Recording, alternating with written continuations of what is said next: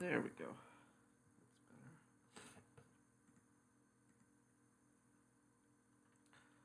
Alrighty, good morning, everyone. So, we have completed our section on naming. We spent a lot of time discussing ionic compounds and covalent compounds. And this week, what we're going to do is we're going to learn how to visualize them. So, that is to say, how to draw molecular structures so that we can understand some properties about these things. So, let's just first remember how to count valence electrons.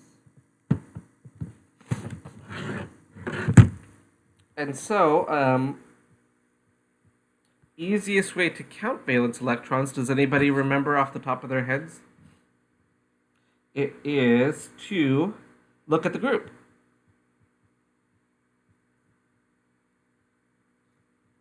And remember that group 1 will have 1 valence electron. Group 2 will have 2.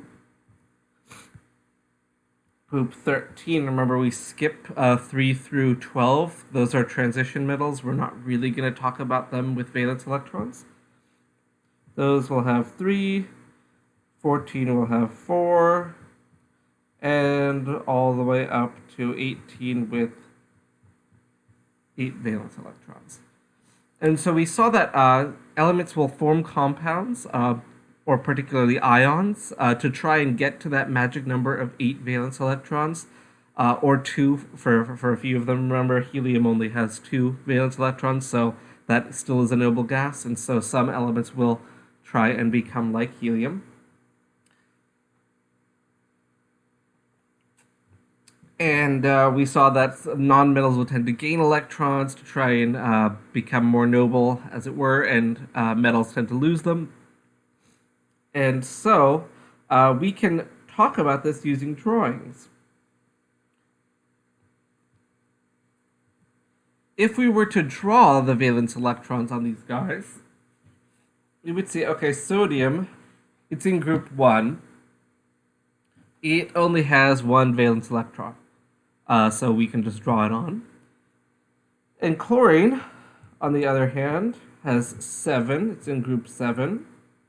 Typically, we will, when we're drawing valence electrons, you will be wondering, why am I going to pair some off and leave some alone? How it works is you always want to have your first 4 valence electrons be individual, and then you start pairing them off afterwards. And so, as we can see here, we have 7 total valence electrons, if you count the dots surrounding chlorine. And sodium has 1 valence electron, right?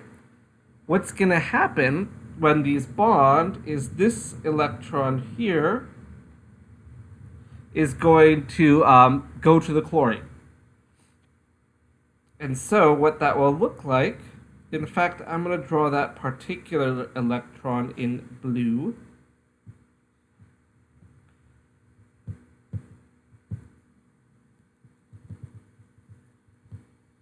And I'm kind of cheating here because this guy's going to have 8. Look, there is our blue one. And now this is a chloride ion. So we have, well, ionic compounds are pretty boring in that you're going to have something positive. So remember, for metals, they're going to donate electrons, and then non-metals are going to accept them. If you're asking, like, just in general, energetically, it's a lot easier to accept an electron than it is to lose one. So we're going to see, for sodium to lose that electron, it's going to take some energy, but for chlorine to get that electron, it's going to release even more energy, and so that's why this will happen. Because everything in chemistry will want to be low energy. Typically with ions, by the way, we typically will put them in brackets. Just convention. And so we can see here we have the sodium plus ion and the chloride ion there. And that's what their valence shells would look like once they've undergone their little reaction here. Okay, so these are what are called Lewis structures. And that's going to be where we display valence electrons and or bonds. So for ionic compound, we don't have bonds that will hold electrons. We just have these ions, and they're attracted to each other by electrostatic forces. And so that one we can leave alone. I really don't see the purpose of doing it for ions, simple ions like this. Like, seems pretty boring. However, we're going to see that when we bring in other things, covalent compounds, non-metal ones, things get a little bit more interesting.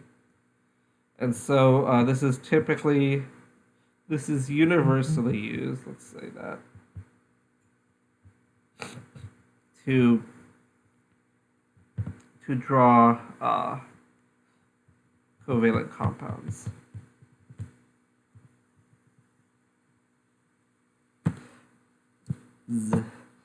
And so if we look at the word covalent, by the way, of course, valent talks about valence electrons, and co means together, right?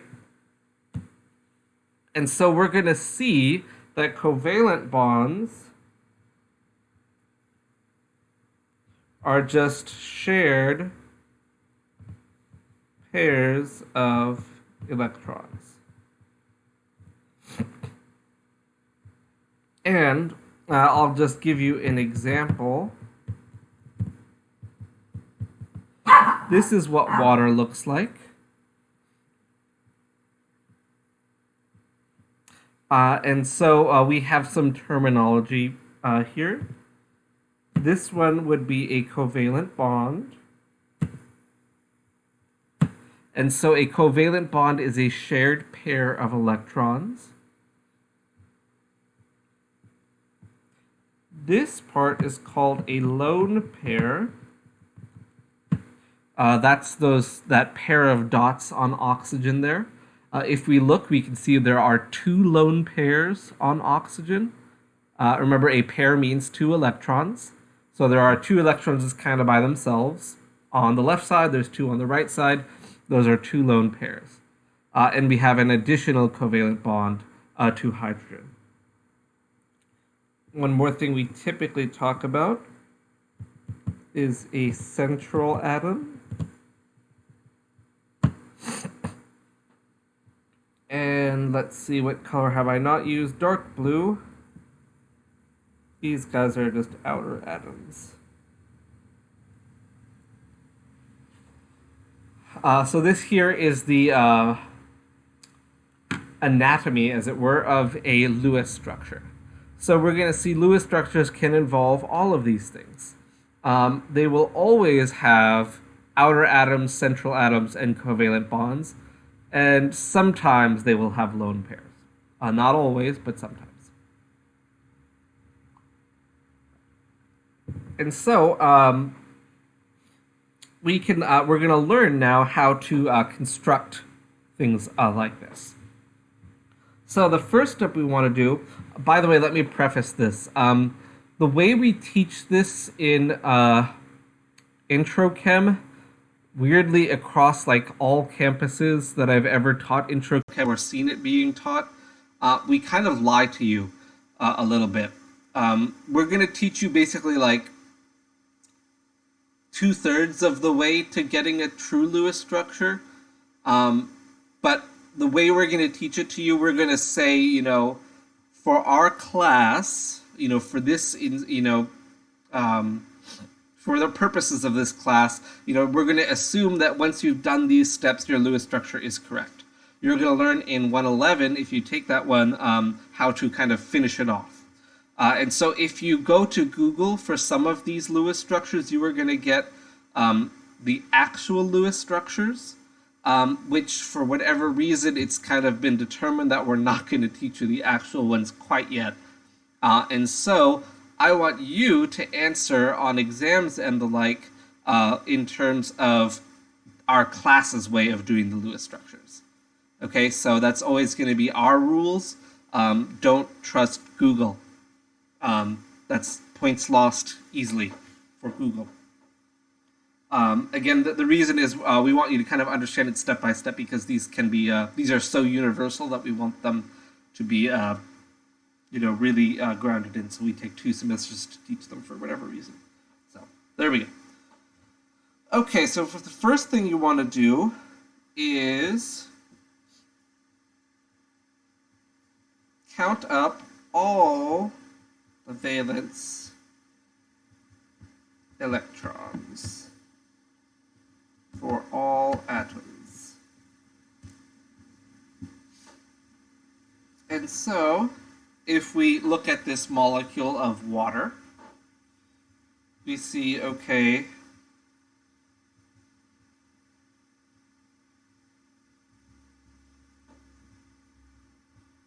if we find them on the periodic table, we're going to see that, the hydrogens each have 1 valence electron and the oxygen has 6. So putting that together, that is 8 total valence electrons. Easy. A couple things to note.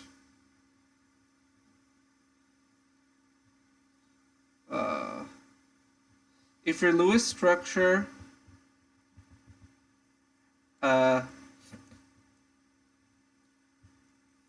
has a -1 charge,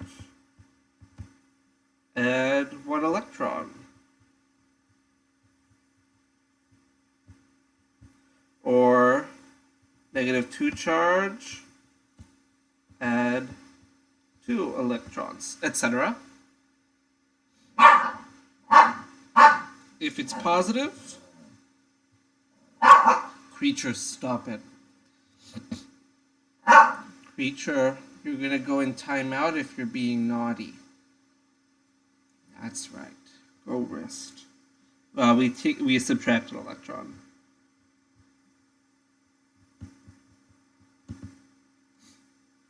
Okay, so if it's negative, we're going to add valence electrons to this. Well, the dogs are being very naughty. One of them is getting into the trash in the bathroom. 1 second.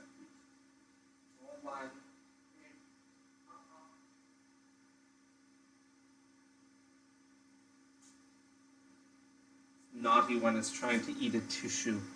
Bad boy. Silly one. Those aren't tasty. Okay. Okay, so positive ones we're going to subtract electrons. Negative ones we're going to add electrons in. And we'll always add or subtract the number of electrons that we need to make the charge. Okay, he just ran right to the bathroom again. There we go. Aha. Okay. Always adjust your number to compensate for any charge you have. Okay. Next thing. Oh my goodness. Just look at this. It's a parade of naughty behavior just from one dog after the next. Silly Oz. Okay. Next thing we're going to assemble our skeleton. That's just kind of the backbone of the structure. And what that means is central atom in the middle, and outer atoms outside.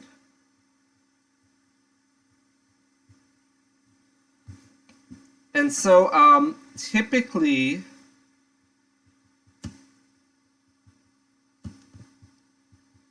99% of the time that's the first element in formula will be your central atom. I guess I chose a bad example to do water first because water is that 1% where it is not the central atom.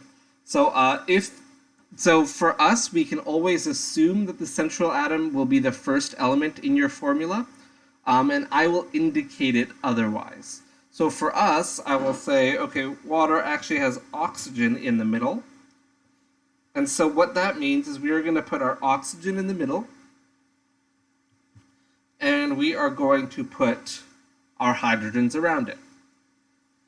So that is going to be oxygen for our central atom, and the hydrogens will be the outer atoms. Okay, that's pretty straightforward.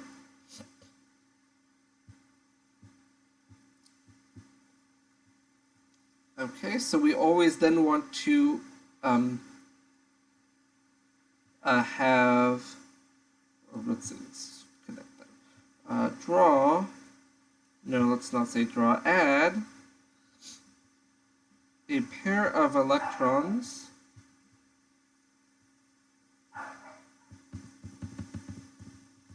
between each outer atom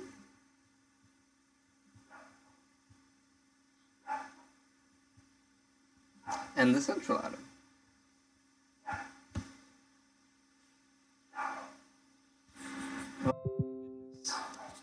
These dogs are just being extra naughty today. Okay, so what that looks like is we're going to have, actually I can draw this in black. I'm going to draw them a little closer actually.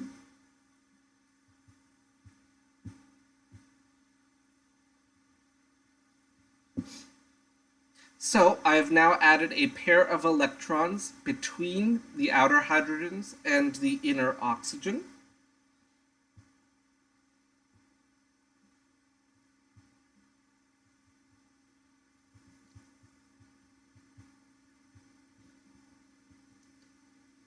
And so we're going to see these Lewis structures are kind of going to be a little bit of an accounting thing.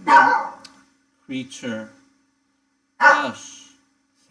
Hush. All right.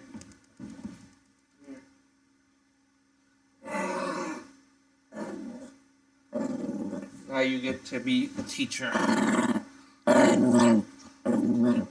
don't know why. Something about the Mondays, right? Nobody likes Mondays, so they're all going to be very naughty today.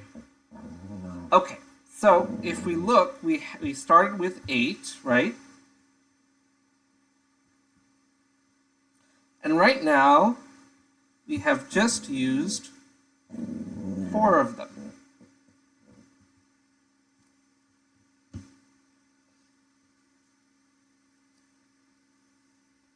So we have 4 valence electrons left. Oh, he's just too... Okay. Step 4 that we're going to go through is we are going to start with the outer atoms. Give lone pairs of electrons to fill their valence shell.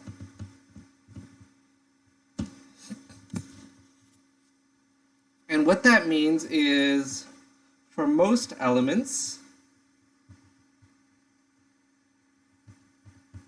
that's 8 electrons is their valence shell. So if we remember our the shells, you know, the first shell only has an s orbital, so that one can only hold 2 electrons.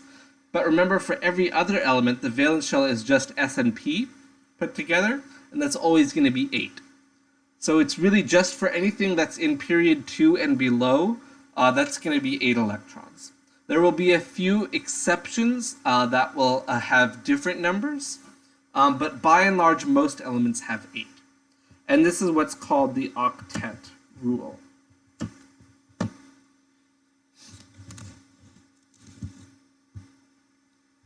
All right, a couple of exceptions.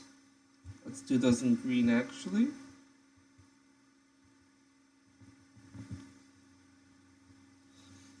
Hydrogen, oops. We'll only get 2 valence electrons to be happy. Boron wants, oh, I guess I should do this in order, huh? Beryllium wants 4, what did I write? Valence electrons. And boron wants 6 valence electrons. All of the rest want 8. Okay, so these 3 are kind of going to be our exceptions. And so we're going to see that most elements will get 8. We just have a few exceptions. So if we go ahead and look at our structure in progress,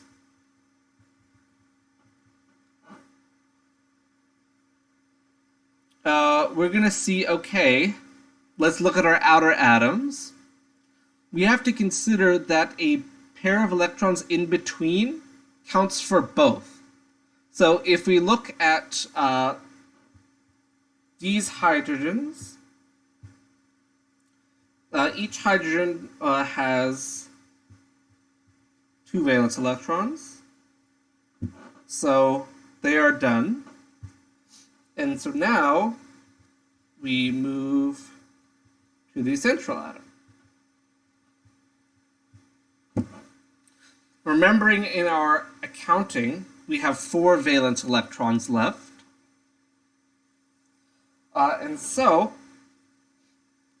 we have 4 left to give. Oxygen currently has 4 electrons. Most elements want 8. Oxygen is part of most elements. And so we're going to give it 2 more pairs of electrons. And so we can see here, okay, our oxygen now has 8. Our hydrogens each have 2. Remember, a shared pair will count for both. And, okay, that was step 4. So step 5, last one.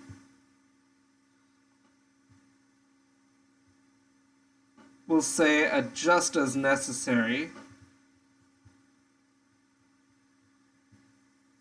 We're going to see what that means for a different example. For water, we're already done, so we don't need to worry about step 5. And then 6, we just redraw it with lines to indicate shared pairs. And so for that, I will draw it like this. Okay, so I've just replaced those dots between the oxygen and hydrogen with lines. That just makes it a little bit easier for us to distinguish between lone pairs and shared electron pairs. And so for this, we can see there are 2 lone pairs and 2 covalent bonds.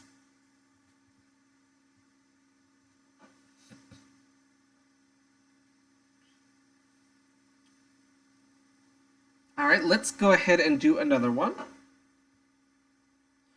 Because I'm sick of writing all these rules out, it'd be good to actually do something with them, right? So here's one for us. Let's take ammonia. Let's do ammonia. So step 1, add up our valence electrons. So the total valence electrons is 5 from nitrogen plus 3 hydrogens will equal 8 valence electrons. No surprise, that is a number we are going to see a lot. A lot of things will want 8, but we're going to see sometimes we have more. Next thing we want to do is, oh, by the way, it's neutral, so we're not going to mess with this valence total. We just leave it alone. We assemble our structure. Notice nitrogen being the first element written here is going to be in the middle. And that is step 2, I think. Yeah, that was our skeleton there. We're now going to add a pair of electrons between each outer atom and the central atom. All right, so 1, 2, 3, 4, 5, 6. That one's real ugly. Oops, let's get rid of that one. Great. So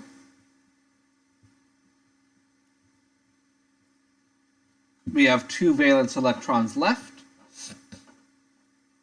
We will now start with the outer atoms and try to make them happy. So if we look at all those outer atoms, they're all hydrogens. They all already have 2. So hydrogens are happy. We still have 2 electrons left to give. Nitrogen looks like it only has 6. So let's go ahead and give it that last pair. You should always end up with 0 at the end of your accounting. And then we just redraw it.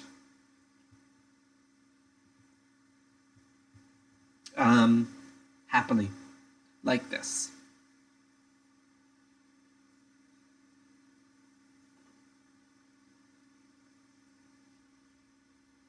Shall we make things a little bit more exciting? I think we should. Any questions on that one, by the way, before we move on to another example?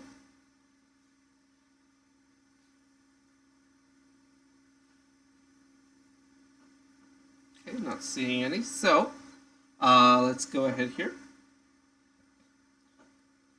So the total is going to be 5 plus 7 plus 7 plus 7,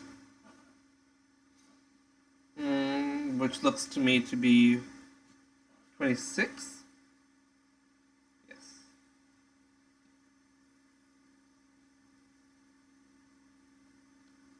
So we're finally going into exciting things here. Okay. Next step, we want to assemble our structure. So we can do that.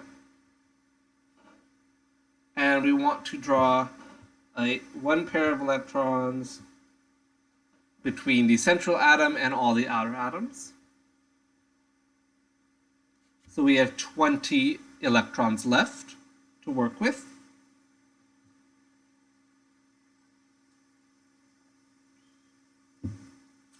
All right, so let's just go ahead and start doling out lone pairs. If I want to make this chlorine happy, I can do that. It wants 8. Most elements want 8. And in doing so, I have now used 6 more. You know what, let me do these in... I'm going to do them slowly in color so we can see exactly what's happening here. All right, so that chlorine's happy. Next, we can make that one happy too.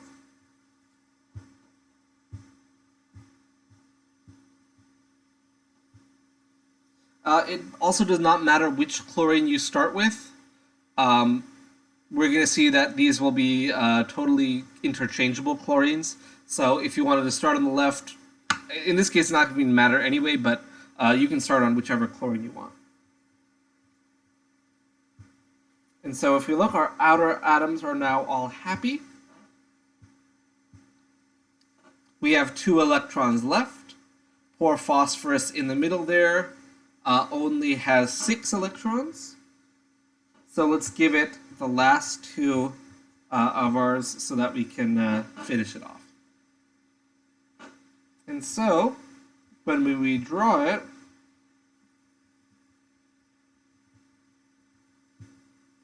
This is the structure we get.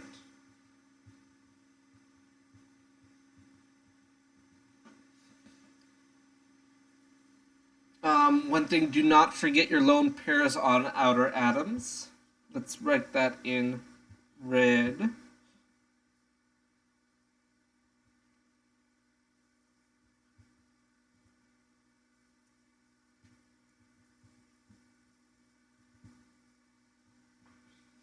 So we're going to see that this is going to be very important for what we cover later this week. So do not ever forget your lone pairs when you're redrawing the molecule.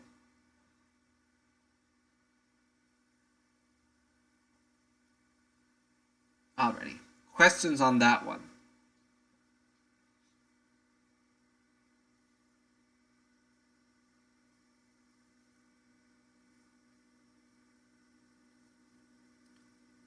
All right.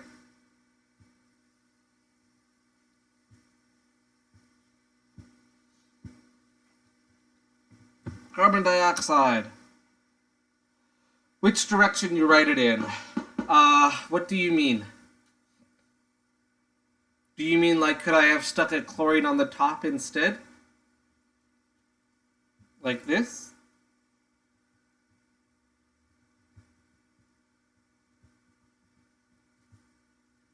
If that's your question, this is totally fine. You could do it this way, no problem. Or you could put the lone pair on phosphorus on the left and move the chlorine down. Does not matter. If that's okay, that is what you were asking. Okay, cool. Yeah, totally okay. No problems there.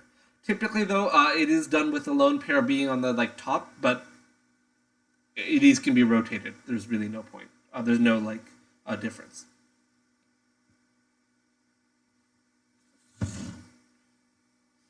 Okay, cool. So this one, both of these are happy structures. So whichever way, or again, you could put it on the side. You could tilt the whole thing. I mean, if you really want to have some artistic license, go right ahead. But typically, the lone pair, if there's a lone pair on the central atom, it's done at the top, typically. Okay, carbon dioxide. The total for carbon dioxide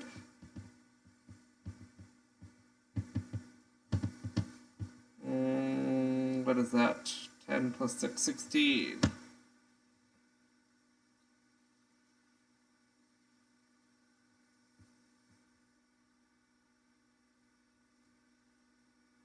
Alrighty. Here we go. We have now used 4 of them. Got 12 left. Let's go ahead and put our valence electrons in there.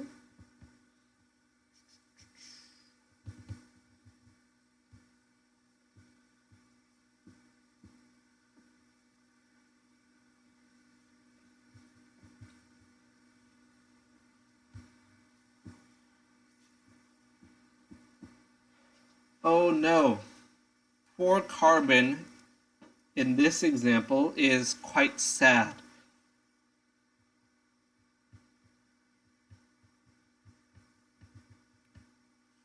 Because it does not have 8 valence electrons.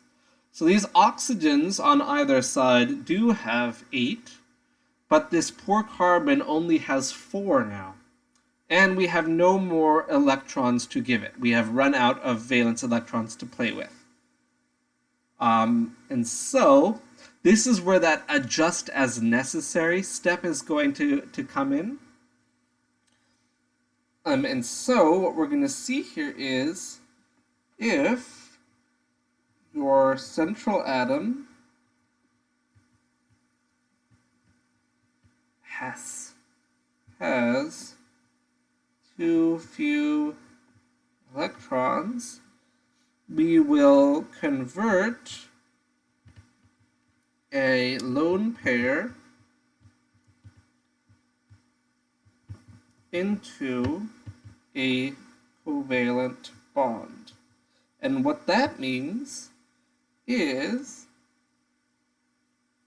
we are going to now move a pair of electrons from an oxygen from being a lone pair to now being a shared pair.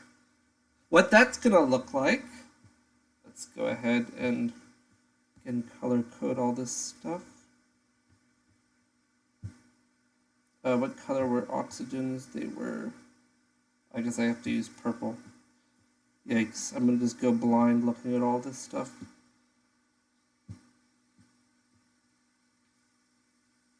Okay. And so now, this oxygen will still have 8, but now it's sharing 4 total electrons, or 2 pairs with carbon. And just for the sake of convenience, let's just say I'm going to do it again on the other side, because we're going to see with that carbon's only going to have 6, so let's just do it again. And so now, when we redraw this, we have 2 shared pairs there, and 2 shared pairs here. We redraw those like this.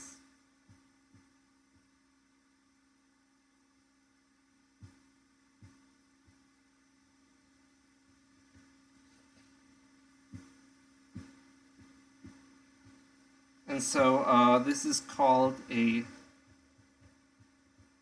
double bond.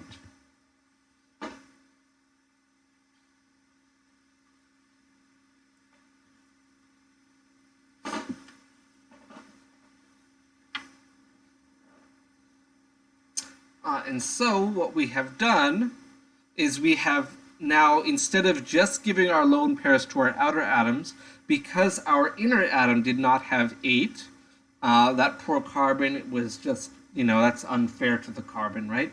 So what's going to happen is each of those oxygens is going to drop in one of its lone pairs to now share a second pair with carbon.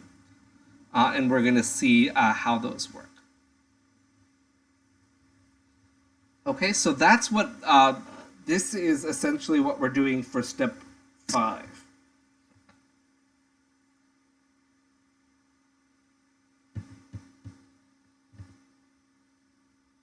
That's this stuff in purple. That's what I mean by adjust as necessary.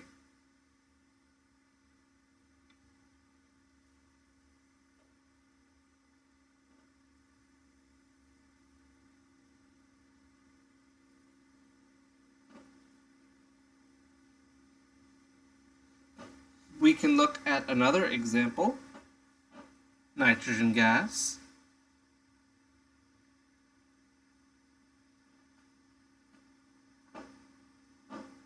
Total valence 14.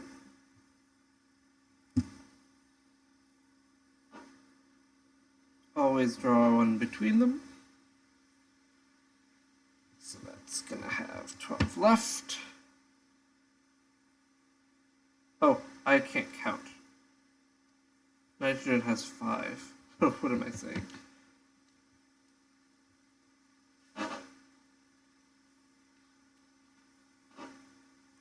Plug in some outer atom stuff. In this case, there's no central atom. Of course, because there's just 2, but doesn't matter.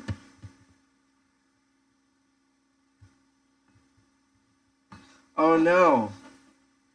So now this poor nitrogen on the left only has 4 electrons, but the nitrogen on the right has 8. So we're going to have to dump in some more electrons. So for every 2 that we're missing, we're going to need to convert a lone pair. Right? So the nitrogen had 4, it needs 4 more. So it's going to need 2 more pairs. And so we're going to see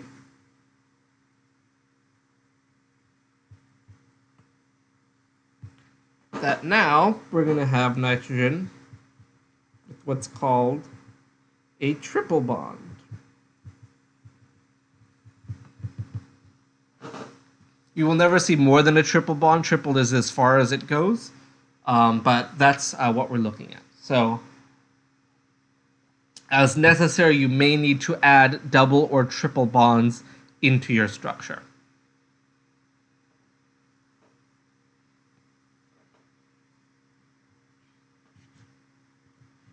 Let's do some more. Of course, as always, if I'm going too fast, say hold on, explain this one more time, or whatever, just let me know. I will slow down as necessary.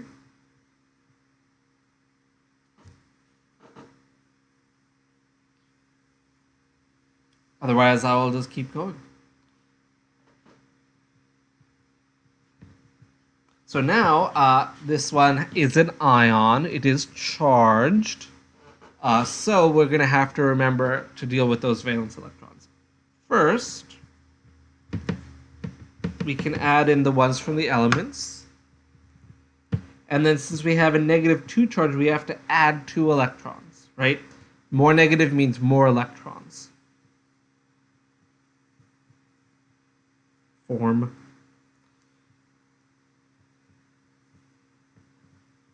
So these are from carbon and oxygen, and these ones are for the charge.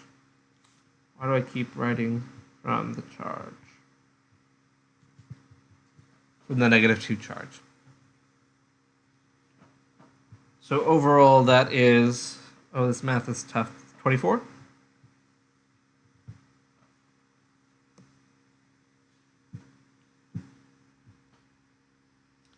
As always, skeleton with one shared pair each.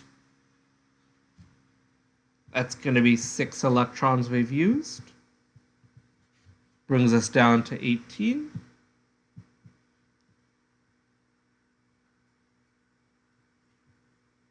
I'm just going to do these all at once.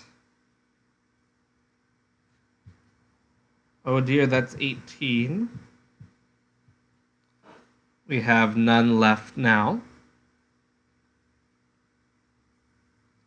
And let's go ahead and take a look at our structure. So it looks like all these oxygens are happy, so they do not need adjustment. However, that carbon in the middle only has 6. So it's going to need a double bond to bring it up to 8. Now what's interesting is we need a double bond, yes.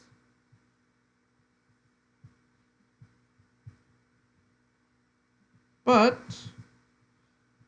we can make it from form, why do I keep writing form? Any of the oxygens. So let's say Sherry is particularly interested in that middle one. So Sherry is going to go ahead and move in a pair down there. If we do that, this is the structure we end up with.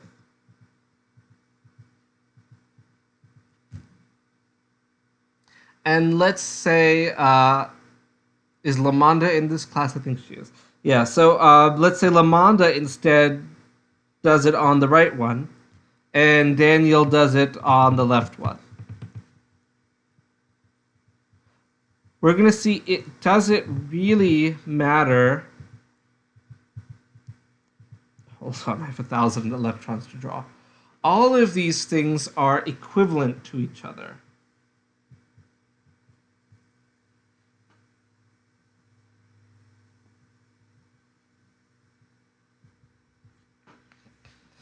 And so this is what is called resonance.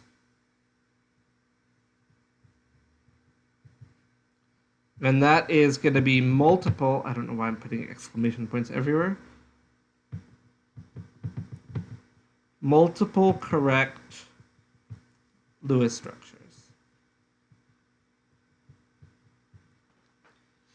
And so any of these, they're equivalent to each other. You could have chosen to take the lone pair off oxygen from any of these. That's not a problem. You can totally do that. No problem there. And so we're going to see that any three of these would be allowable. And so we're going to see in reality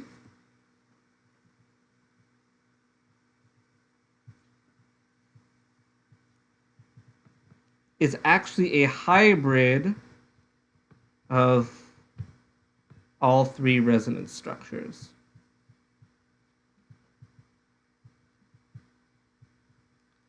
And I'll just let you know what that looks like.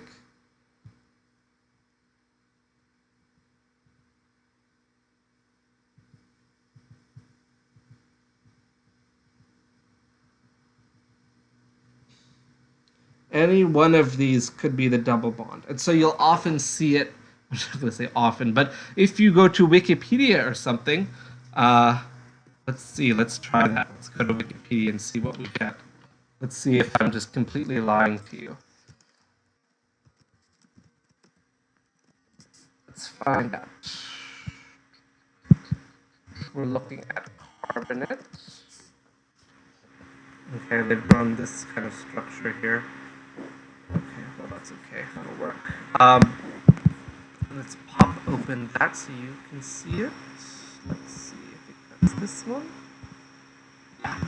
If we look at carbonate, we see these kind of little dashed lines in between it. Or better drawn this way.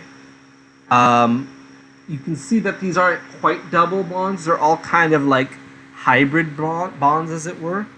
And so here again are those three resonance structures that we got. And so we are totally okay to redraw it as these little hybrid ones with these little dots in there to indicate that it's a partial bond. Of course, this particular page is going to talk about things that we don't know about delocalization and formal charges. Don't worry about that. But I just want to show you I'm not just totally pulling this out of nowhere. So that's what we're going to see. Okay? So resonance will often give you what are these hybrid structures. Okay, cool. Hiding that. Of course, I would accept any one of these three as a Lewis structure. So it's a lot easier for us to just draw one of them with a double bond. Doesn't matter which one. We're totally okay.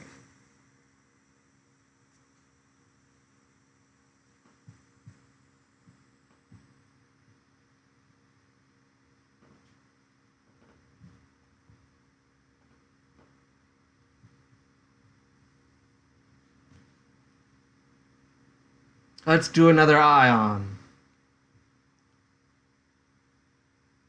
This is not what we've, this is not one of the polyatomic ions that you guys have done, or is on your chart, but it does exist, and it is one that will be interesting for us to do a Lewis structure on. We can do iodate after, so we can see the differences between those two. Okay, but let's do this one. So the valence is going to be 7 plus 6 plus 6 plus 6 minus 1. Charge of plus 1, we have to subtract 1.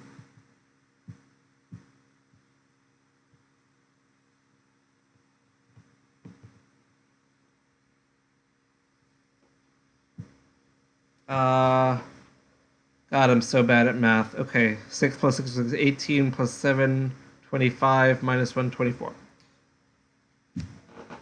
Okay, let's do it. Skeleton.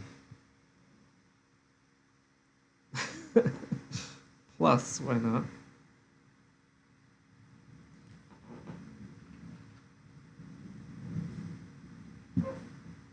All right.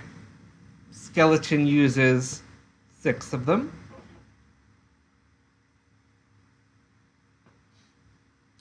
And so we have 18 left.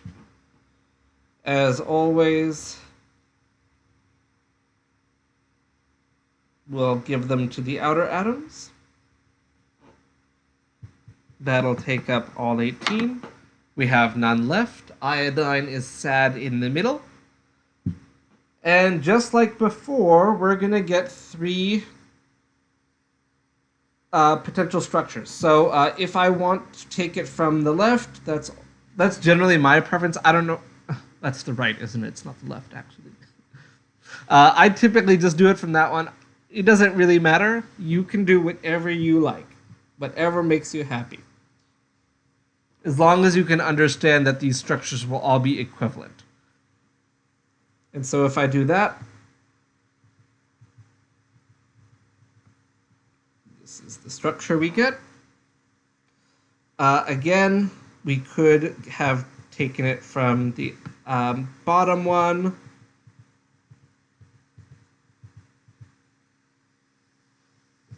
Or from the left one.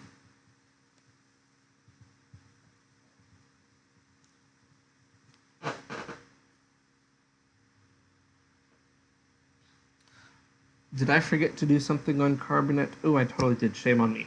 Okay. One thing that we do, remember when we're doing ions, we like to put the brackets around them. We do the same thing for these polyatomic ions. We will technically put brackets around them to just help us know that overall this guy is charged. And so I have to go back to the carbonates because shame on me, I had forgotten to do that. Any questions on this one before I go back and fix carbonate just by adding the brackets in? I'll just write it also. Don't forget brackets charged Lewis structures. Okay. So if we go back here, all of these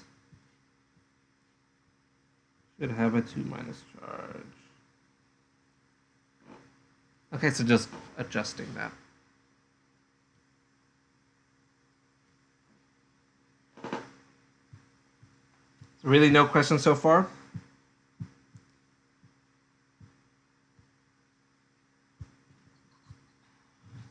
I'm okay with this.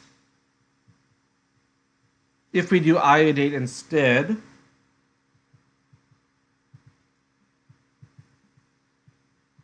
can go pretty quick through this one. +1 now. That's 26.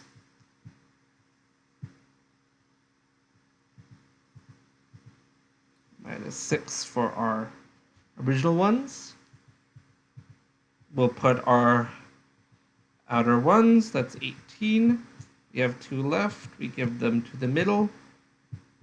Boom.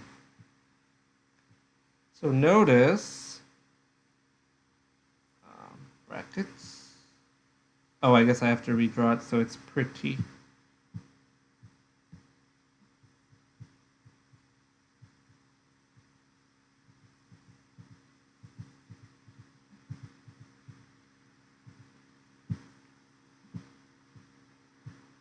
And here are our brackets.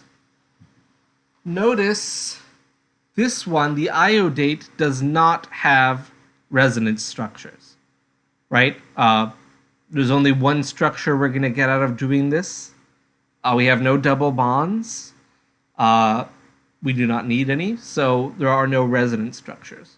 But before the IO3+, we had 3 different resonance structures. So it's not easy for us to just quickly, out of the top of our heads, say, okay, are there going to be resonance structures associated with this one? You have no idea unless we actually do the Lewis structure.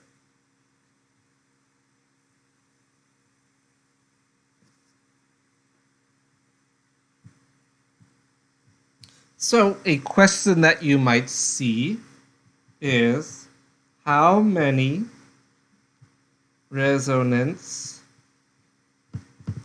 structures does nitrate have?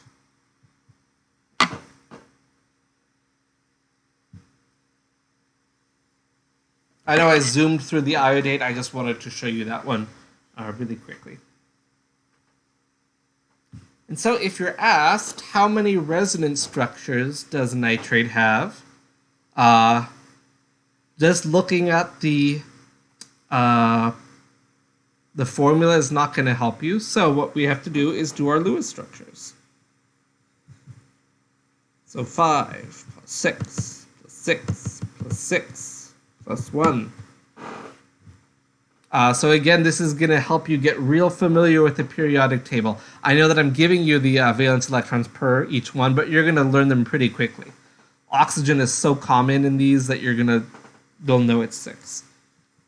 Add that up together, that's 24 it looks like.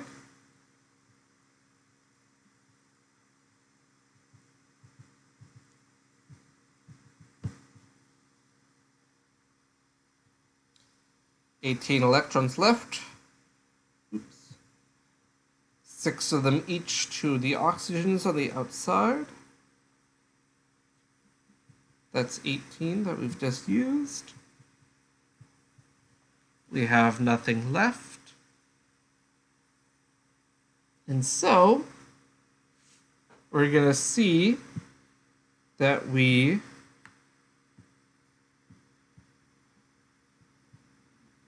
need to make one double bond.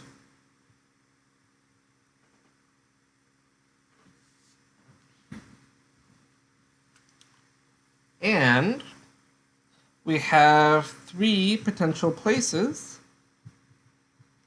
for that double bond.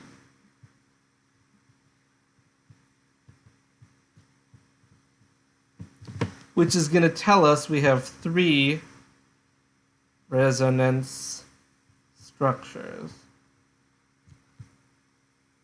And if we do them,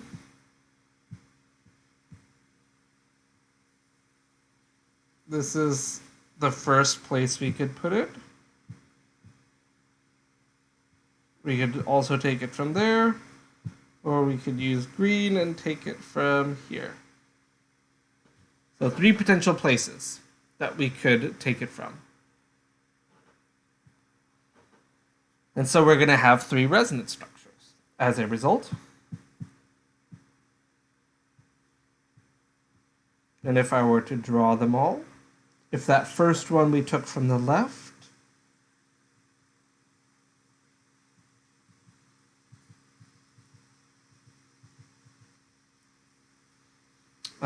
if the second one we took from the right,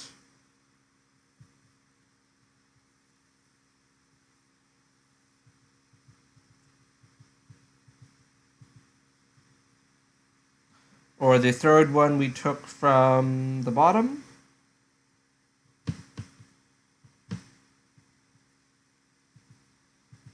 oh my gosh, so many dots. Don't forget your dots. Dots are important. And so here are those 3 structures. And of course, if we were being good chemists, we would put brackets around them. So the answer to this question would be 3.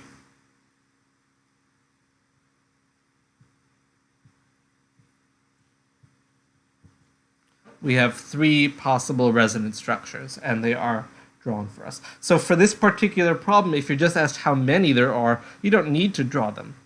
If you can identify that you have 3 places that you could make a double bond from, and so what you're going to want to do is that's going to tell you that there's 3 resonance structures. So you can just end it right there. Whatever you want to do. Takes a little bit more time to do the actual structures, but it's always good practice, right? Here's part B.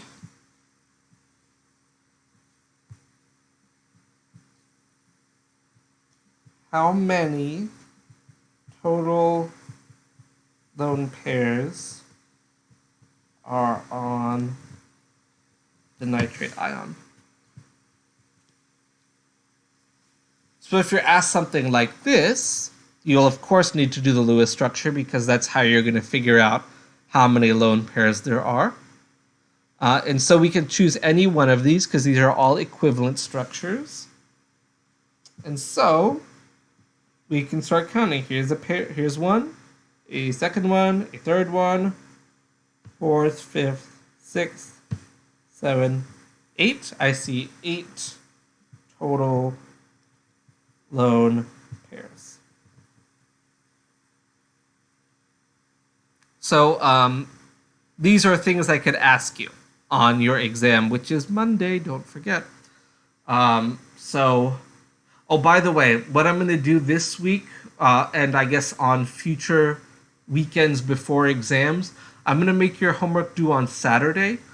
So that way you can see the key on Sunday and, take a look at things if you're getting them wrong or whatever, so you could maybe not get them wrong and learn from it. So that's something I was asked to do for 111, and I think it's a good idea. I'll extend that to you guys as well. So the homework that I will put up, I'll start it today. You'll be able to kind of work on a little bit today. We're going to keep talking about this tomorrow and Wednesday. So your homework will be due Saturday at 11:59 p.m. And one more thing, I'm going to be doing a review session on Thursday for the 111 students.